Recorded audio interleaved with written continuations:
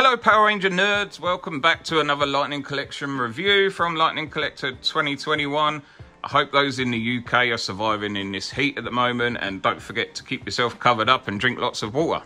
This is the fourth and final figure from Wave 14 from me, so here we are with the Dino Fury Blue Ranger. And I've been excited for this because I really like the Dino Fury show. I like the way that they're going with this show, and you can see that there's definite changes in there with different effects and stuff, as you would have seen in the 30th anniversary episode. And I really enjoyed the show, and it was something I could watch with my kids, and it had like the cheesiness and everything from Beast Morphers. And you can definitely see that some of the same people were involved, or if not the same people, with the 30th anniversary episode. So I've enjoyed it, and I've liked the figures that they've bought for this so far. So today we're going to take a look at the Power Rangers Lightning Collection Dino Fury Blue Ranger. I have taken this out of the box as usual, so if you follow my videos, I'll always make sure that everything's in the box before I do a review, because I don't want to get halfway and realise that there is no head inside. So taking a look at the empty box, we've got a nice bit of artwork in the corner as usual with our Power Rangers Lightning Collection logo.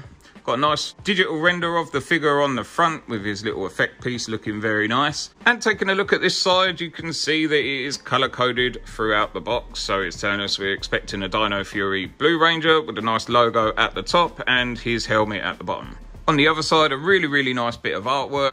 And finally, having a look at the back of the box, it is telling us our figure and the size and what we should be getting in the box. So we're expecting our Dino Fury Blue Ranger with a couple of extra hands. So we've got two posing hands, a grab hand on each. His nice Dino Fury helmet with his saber and a lightning effect piece, with a nice render of the figure on the side, and then all our legal stuff at the bottom of the back of the box and the bottom of the box as usual. So taking a look at the figure out of the box, like I said, I have had a chance to play around with this a little bit, but straight away you can see that I do have a little scratch on there. I never buy these with the intention on selling them, although I understand that one day I am going to get to that point, so I'm not going to send it back just for that scratch, so that wouldn't bother me, and it doesn't. But looking at the figure, obviously straight away we can see that the helmet has an unpainted grey finish on there, so they've just kept it the colour of the plastic. And really it should be this sort of silver. So on the other two figures that you can see just in the background, I know you can't see the figures. If you've got the figures, you'll know that this bit is painted on those, and on this it's not. Luckily it doesn't look too bad, and if you used to hold it at the back, you can't really notice it too much. So I would not go to the trouble of painting it myself or anything like that, and it doesn't fuss me too much, but that is another inconsistency, which is a shame. The rest of the figure does look good. His morpher is unpainted, which we would expect. The lightning bolt on the chest does match up pretty well, so no matter how much you move him, you can sort of line it up to look pretty good, so that's cool. The gold throughout the figure against the blue looks very nice, and the blue is all the same throughout the entire figure, so it's nice that they've been able to keep that. I know with the pinks we have some trouble with that sometimes, but this one's fine. Having a look at some of the accessories in the box, so this is the civilian head that comes on the figure. As I explained, I've swapped it out to put him on display, but this is a very nice head sculpt.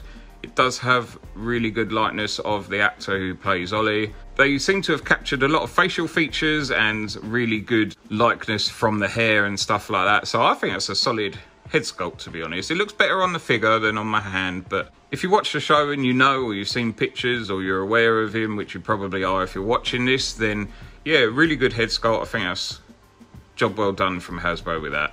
He also comes with some extra hands, so we've got another weapon holding hand to swap out that silver sleeve, and a closed fist hand for the blue side. His saber, which is painted very nicely, which we've seen before.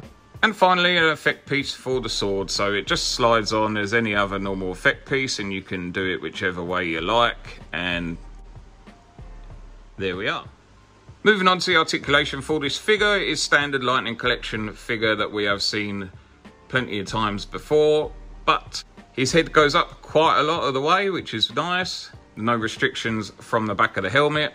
Does look down a good amount, so this is probably one of the better articulations from the helmet that I've seen in quite a while. Does a full 360 as it should. Then we've got some butterflies. Mine are very stiff, so I'm not going to keep pulling them. He's kind of posed as I want to, but they are there, and a bit of heating up will probably fix them. The arm does go up and down and do a full rotation, as well as a rotation on the upper biceps, does a full 360. We have got double jointed elbows which are pinned. He is on a ball joint in the midsection and does have an ab crunch, which again is very stiff on mine. There's no drop down hips on this, so he does only go out that much, but his legs go all the way around, up and down, as you'd expect on this sort of figure. The upper thigh has a full 360 on both sides, and again we do have the double joint in the knee, which is pinned. Top of the boot does swivel, and it does do a full 360 if you want to force it all the way round, and then the normal ankle pivot that goes up and down on the foot. Here he is with the rest of the team, so obviously he's got their Megazord behind, which I have reviewed, so if you want to check that out, it is one of the earlier videos on my channel.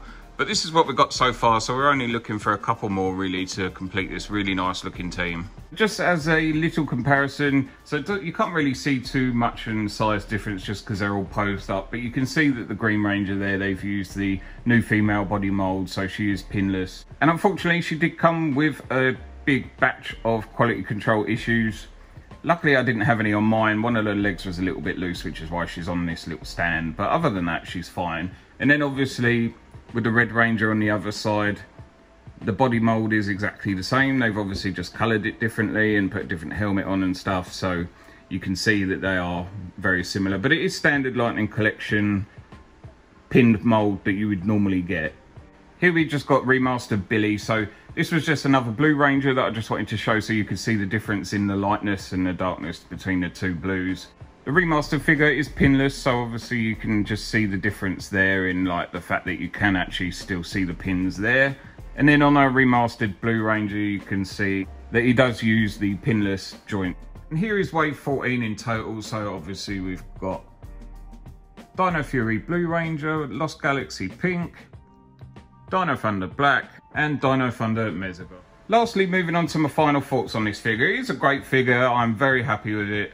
The only downside for me is the fact that they haven't matched the paint on the helmet with the other two Rangers, so that's a bit disappointing, especially as there's currently no word of the others yet, so we don't know if they're going to match the others and then this one's going to be an odd one out, or if two of them are going to be odd compared to the rest, or whatever they're going to do. So that is a little bit disappointing that that's just another issue, which is really unfortunate. Price point on this figure is normal standard Lightning Collection price, so it's what you'd expect. The head sculpt for me is really, really good. Probably one of the better ones I've seen in a long time. So I think the actor likeness and the character likeness is there. And I don't think they could have done a much better job with the head sculpt. And maybe it helps that it is a current Ranger and it's a bit easier for them to get the accuracy right on that. I'm not going to lie, I'm glad they went for the pinned figures because I just feel like the quality is so much better with the pinned figures, as you know. And this is probably one of my favourite waves so far. So now wave 14 is complete, I'm very, very happy. All the figures were figures that we needed and wanted, especially with having the Dino Thunder figure and then the Megazord with it as well. It was a really, really solid wave, so I'm more than happy with this wave. I really hope you enjoyed this review and thank you all for watching. And if you'd like to see any of the others from wave 14, they're all linked in the description below.